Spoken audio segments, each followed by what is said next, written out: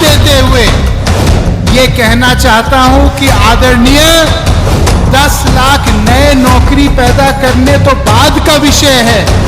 पहले जो 1 करोड़ सरकार में खाली पद पड़े हैं उनकी भरपाई तो कीजिए। जब केंद्रीकरण की राक्षसी ताकत इतनी बढ़ जाती है कि आम आदमी, देश का गरीब आदमी अपनी जंजीरें नहीं तोड़ सकता, जो कॉलोनियां काट रहे हैं, जो लोगों का हक छीन रहे हैं, अगर वरुण गांधी आवाज नहीं उठाएगा तो क्या ये लोग आवाज उठाएंगे? हिंदुस्तान को अंदर से दीमक की तरह खा रहा है, तो हम नाम लेके और उसका काम लेके भी बोलेंगे और डंके के चोट पे बोलेंगे। हमको राजनीति नहीं करनी है जो लोगों को दबाए। हम लोग एक संकल्प आज लेने बैठे हैं और वो संकल्प है कि ऐसा भारत अगली पीढ़ी देश में बनाएगी जिस भारत में असली लोकतंत्र जन्म लेगा। एक बार राम मनोहर लोहिया जी को किसी ने पूछा कि नेताजी, आप तो पंडित नेहरू के मित्र रहे हो लेकिन आप उनके खिलाफ पूरा बोलते हो, ऐसा क्यों होता है?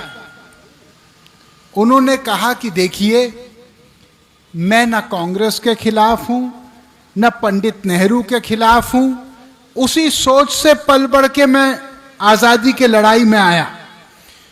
लेकिन जब केंद्रीकरण की राक्षसी ताकत इतनी बढ़ जाती है कि आम आदमी उस ताकत से दूर हो जाता है, तो कभी भी देश का गरीब आदमी अपने जंजीरें नहीं तोड़ सकता। भाइयों, हम इसलिए सांसद नहीं बने हैं कि हम मंच की बात आप तक पहुंचाएं। हम सांसद इसलिए बने हैं कि आपकी बात मंच पर बोल पाएं। जब इस देश में बेरोजगारी खत्म होगी, जब सबकी बेटियों और बेटों को काम मिलेगा भरपूर, तो वरुण गांधी बेरोजगारी की बात करना बंद करेगा। जब इस देश में जो आज सरकारी नौकरियों, 10 सरकारी नौकरियों में से 7 सरकारी नौकरी केवल संविदा पे रेवड़ी की तरह बांटी जा रही हैं, और ऐसे ही गाजर मूली की तरह उन लोगों को कभी फेंका जाता है पूरा काम लेने के बाद, जब उनको पूरी तनख्वाह नहीं मिलती और 2-2, 4-4 हजार रुपए में उनसे 12-12 घंटा काम लिया जाता है, तो वरुण गांधी अगर ये नहीं बोलेगा तो फिर इस राष्ट्र का झंडा उठाने का संकल्प मैंने कैसे किया अपने हाथ में? अगर हम लोग भ्रष्टाचार के खिलाफ बोलते हैं, क्योंकि हम मानते हैं कि ईमानदारी और राष्ट्रभक्ति ये दोनों सगी बहनें हैं, तो राष्ट्रभक्ति भी नहीं हो सकती।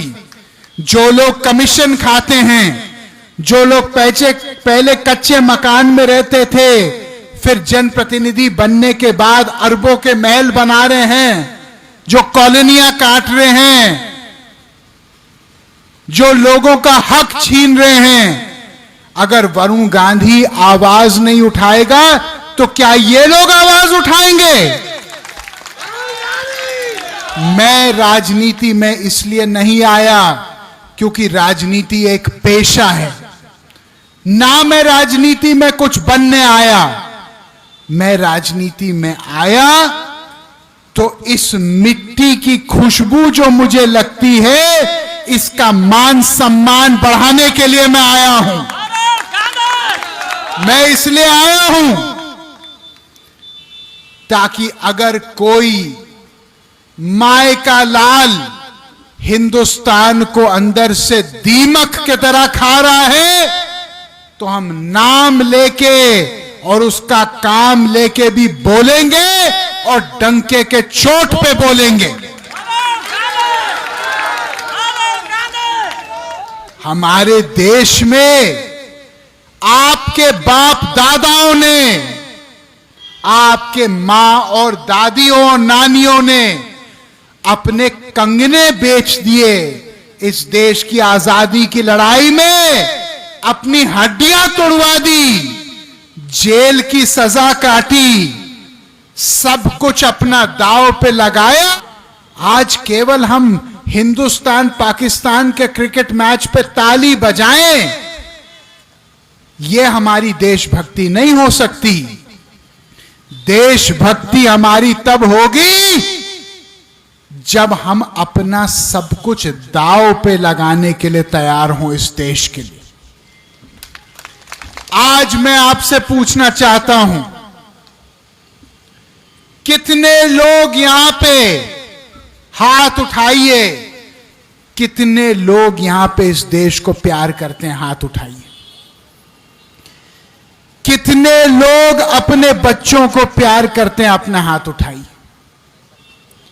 अब मैं एक बात आपसे पूछना चाह रहा हूं, आज जब आप गरीबी देखते हैं, आप बेरोजगारी अपनी पाते हैं, आप अपने बढ़ते हुए इलाज के दाम को देखते हैं, आप अपने बच्चों की बढ़ती हुई स्कूल फीस को देखते हैं, आप दूध के, दही के, सब्जियों के, फलों के बढ़ते हुए कीमत को देखते हैं, तो क्या आपको नहीं लगता आपके इस बेटे वरुण गांधी को इनके खिलाफ आवाज उठानी चाहिए कि नहीं उठानी चाहिए? भाइयों, जब मैं राजनीति में आया तो मैं एक शंकराचार्य महाराज के पास गया, मैंने उनके चरण छुए, मैंने कहा महाराज कुछ हमको ऐसा बताइए कि आजीवन हम लोग इसको गांठ बांध करके अपनी राजनीति का नींव बनाएं। उन्होंने केवल 2 लाइनें बोली।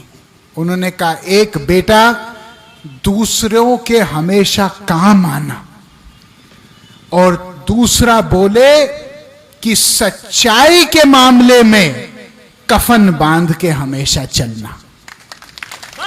उन्होंने कहा कि तुमको मैं आशीर्वाद इसलिए नहीं दे रहा हूं कि तुम एक सांसद, मंत्री ये सब बनो, तुमको मैं आशीर्वाद इसलिए दे रहा हूं कि इस देश में जहां भी अन्याय और जब भी अन्याय होगा तुम उसके खिलाफ एक क्रांतिकारी बन के बोलोगे। हमारे बाबा जी बैठे हैं यहां पे, प्रणाम करता हूं बाबा जी आपको। एक तो बाबा जियों को हमने पाल दिया, अभी इनको देख के दूसरे बाबा जी भी आ गए कि हमारा नंबर भी कहीं ना आ जाए। क्या गलत कह रहे हैं? कह रहे भाई 1-2 बाबा जियों का नंबर लग गया, हो सकता है हम मीटिंग में आए कल हमारा भी लग जाए नंबर। जय हो बाबा जी आपकी। इनको अभी से माला पहना दो भैया। भाइयों, मैंने इस बार संसद में एक निजी विधेयक सदन के पटल पे डाला है जिसको कहते हैं भरोसा भारतीय रोजगार संहिता।